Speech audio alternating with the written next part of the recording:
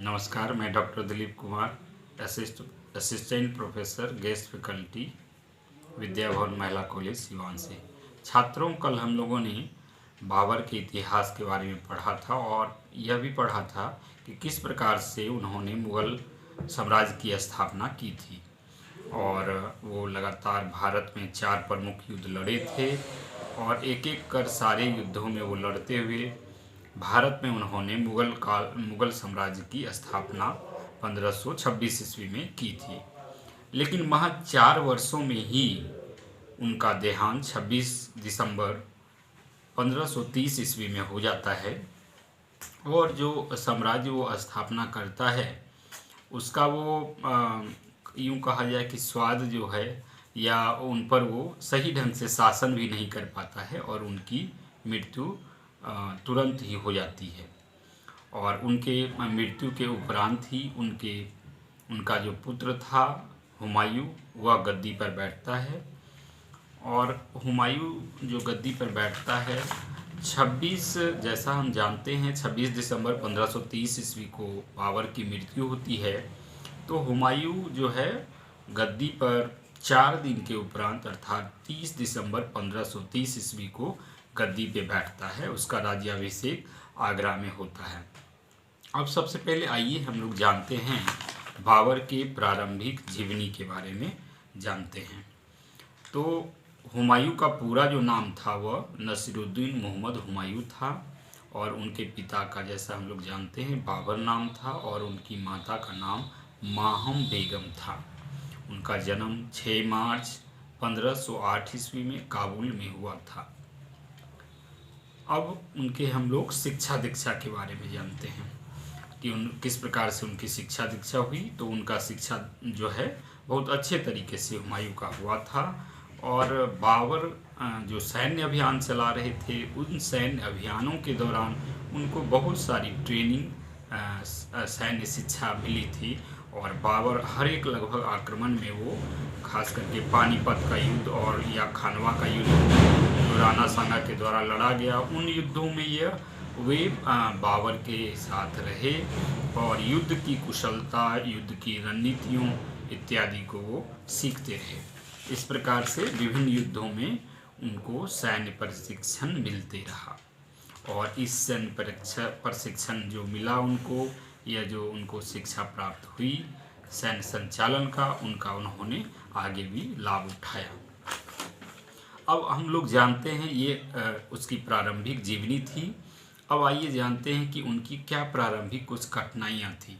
वह जब राजगद्दी पर बैठा उस समय की क्या अवस्था थी और क्या उनकी राजनीतिक वहाँ पर मजबूरियाँ थी। तो जिस समय उनके पिता बाबर का देहांत होता है तो उनके सामने एक बड़ी चुनौतियाँ होती है कि उनके साम्राज्य को बांटना। वो हुमायूं जो है, हुमायूं के अलावा 3 और उनके भाई थे, यानी कुल 4 भाई हुमायूं थे। कमरान हुमायूं के बाद का था और उसके बाद अस्करी और उसके बाद हिंदाल, और उनकी एक बहन भी थी जिनका नाम था गुलबदन बेगम। अस्करी जो थे वो दूसरी माँ की संतान थे जिनका गुलरुख बेगम नाम था। तो इस प्रकार हम लोग इनके भाई बहन को जानते हैं। तो इन भाइयों में जो हुमायूं को लगाकर, हुमायूं के अतिरिक्त 3 भाई थे, उन लोगों में साम्राज्य का विभाजन होना था। ऐसे तो हुमायूं को ही उत्तराधिकारी बाबर ने चुना था अपने मृत्यु के पहले ही, लेकिन उनका यह भी कहना था बाबर का कि मेरे मृत्यु उपरांत सभी भाइयों में साम्राज्य बांट दिया जाए। तो हुमायूं जो है वह अपने साम्राज्य को अपने भाइयों के बीच में बांट देता है। कामरान को वह जो उसके बाद का भाई था उसको काबुल और कंधार जो अफ़गानिस्तान में है उसको दे देता है। असगरी को संभल, हिंदाल को मेवाड़ का, और दिल्ली और आगरा जो है हुमायूं के पास ही रहता है। और हुमायूं काफ़ी उदार दिल का था। वह अपने चचेरे भाई बदखसा को भी सुलेमान का क्षेत्र, बदखसा का क्षेत्र जो था वह अपने चचेरे भाई सुलेमान को भी दे देता है। तो इस प्रकार से हम देखते हैं कि उनका साम्राज्य जो है कई हिस्सों में बँट जाता है। दूसरी चुनौतियां जो थी उनका यह था कि उनको जो था भारत में अपनी जड़ें, मुग़ल की सत्ता जो थी, आगरा एवं उसके आसपास का सटा हुआ क्षेत्र जो था, जो बाबर से उन्हें विरासत में मिली थी, उनको अस्थाई बनाना एक बड़ी चुनौती थी। चूँकि मोहम्मद लोदी जो अफ़गान शासक थे, उनसे चुनौती उनको थी, और वहीं दूसरे ओर गुजरात शासक बहादुर शाह जो एक मजबूत शासक थे और एक बड़े विरोधी के रूप में हुमायूं भी उसको मानता था, तो उन सब से उनको बड़ी चुनौती थी। ये उनकी प्रारंभिक चुनौतियां थी। अब आइए हम लोग जानते हैं कि इन जो उनकी चुनौतियां थी, प्रारंभिक चुनौतियां थी, इसके बाद फिर उसके इन सब को निपटते हुए वो कैसे आगे बढ़ते हैं। तो उनके युद्ध के बारे में हम जानते हैं। सबसे पहले उनका जो प्रथम युद्ध है, वह युद्ध जो था उनका भारत में, वह युद्ध कालिंजर का युद्ध होता है, जो 1531 ईस्वी में होता है, जहाँ के शासक रुद्रदेव थे। इनका रुद्रदेव जो थे, प्रताप रुद्रदेव, उनका अफगान शासक से भी अच्छा संबंध था। और कालिंजर, हुमायूं जो है कालिंजर की ओर बढ़ते हैं और कालिंजर के किले के पास घेरा बहुत दिनों तक डाले हुए रखते हैं, और डाले हुए दोनों में युद्ध नहीं होता है, प्रताप रुद्रदेव और उनमें। और बाद में क्या होता है, दोनों में संधि हो जाती है। हुमायूं को क्षतिपूर्ति के रूप में धन और पैसा दी जाती है, और इससे जो है हुमायूं काफ़ी खुश होता है और वह कालिंजर के किले को नहीं जीतता है और यूं ही छोड़ देता है। यह एक उनकी असफलता का कारण भी आगे जाकर बनता है। और इस प्रकार हुमायूं जो है खुश हो जाता है कि चूँकि प्रताप रुद्रदेव जो है उसकी अधीनता स्वीकार कर लेते हैं, और वह पुनः वापस लौट जाता है।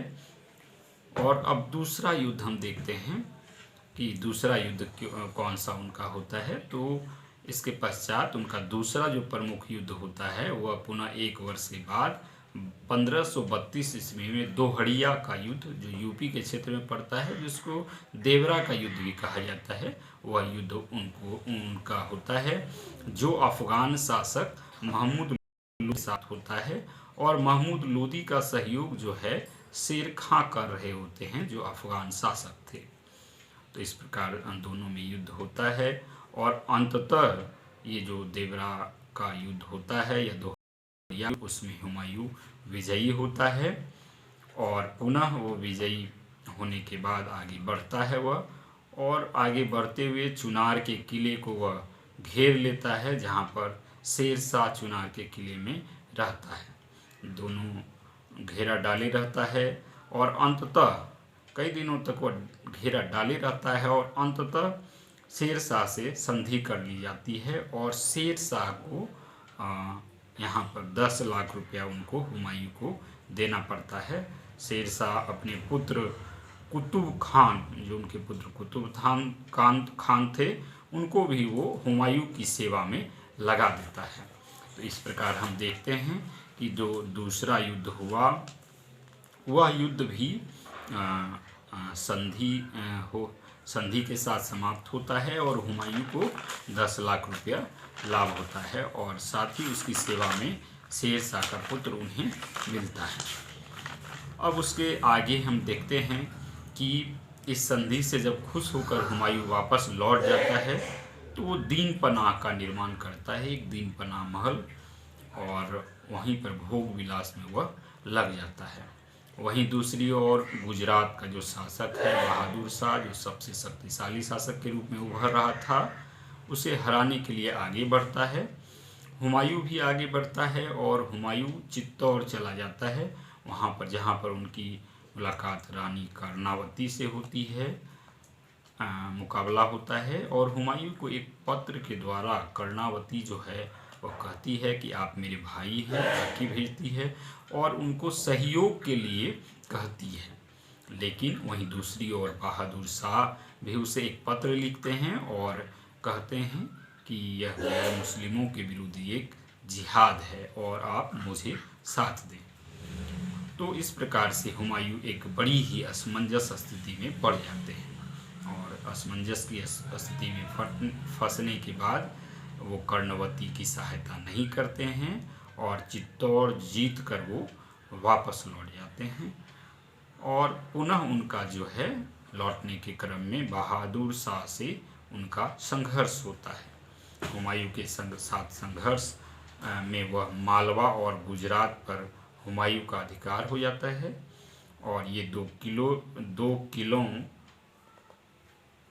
उसके साथ 2 किलों मांडू और चित्तौड़ चंपानगर वो जीत लेता है। इस प्रकार हुमायूं बहुत सारा धन इन दोनों किलों से प्राप्त करता है और वापस चला जाता है। और इस प्रकार से हम देखते हैं कि वो पुनः यहाँ पर जो है शेर शाह से वो युद्ध जीतता है, चौथा युद्ध जीत जाता है और पुनः वापस चला जाता है और अपने भाई को यहाँ पर वो अधिकार सौंप देता है, शासन सौंप देता है। वहीं दूसरी ओर बहादुर शाह जफर जो उससे हार चुका होता है वो अपनी शक्ति का विस्तार करते रहता है और पुनः 1 वर्ष के अंदर ही 1537 ईस्वी में गुजरात और मालवा का क्षेत्र जो है स्वतंत्र हो जाता है। हुमायूं के अधीन से वो निकल जाता है क्षेत्र और एक स्वतंत्र शासन के रूप में वहाँ पर वह क्षेत्र घोषित हो जाता है। यह पुनः बार बार एक गलती हम देख रहे हैं हुमायूं कि हुमायूं बार बार किसी क्षेत्र को विजित कर कर अपने अधीन नहीं रखता है और बार बार वो वापस कर देता है या एक संधि कर लेता है और कुछ धन से ही वो संतुष्ट हो जाता है और यह गलती उसे आज आगे उसका खामियाजा उसे भुगतना पड़ता है। पुनः अब आइए हम लोग आगे देखते हैं। तो पुनः 1538 ईस्वी में वह चुनार का किला जीतता है। उसे पता चलता है कि बिहार और बंगाल का शासक शेर शाह है जो कि उभर रहा है, तो वह वहाँ से अपने भाई को जो सौंपता है, गुजरात के क्षेत्रों पर जो जीतता है वो किला वगैरह और धन जो उन्हें मिलता है, उसके बाद वह भाई को जो अधिकार सौंप कर वो बढ़ता है आगे बिहार और बंगाल की तरफ। तो वह चुनार के किले 1538 ईस्वी में पहुंचता है और शेर खां जो है वहाँ से आगे बढ़ते हुए बंगाल की ओर चला जाता है। उसे पता हुआ नहीं रहता है कि चुनार के किले की तरफ हुमायूं आया है, तो हुमायूं आसानी से चुनार के किले को जीत जाता है। और वहीं दूसरी ओर शेर खां जो है बंगाल की तरफ चला जाता है, चुनार के किले पर नहीं रुकता है और अपने पुत्र कुतुब खां जिसको एक सूबेदार के रूप में नियुक्त किया था हुमायूं के अधीन, उसे वह वापस बुला लेता है। और हुमायूं जो है चुनार का किला जीतता है तो वह पूरे उत्साह के साथ आगे बढ़ता है। दूसरी ओर हम इधर देखते हैं कि बिहार में जो महमूद लोदी की शासन चल रहा था, जिनका बाबर से भी घाघरा का युद्ध हुआ था, उनकी मृत्यु हो चुकी होती है और सारा क्षेत्र जो है शेर खां के अधीन होता है।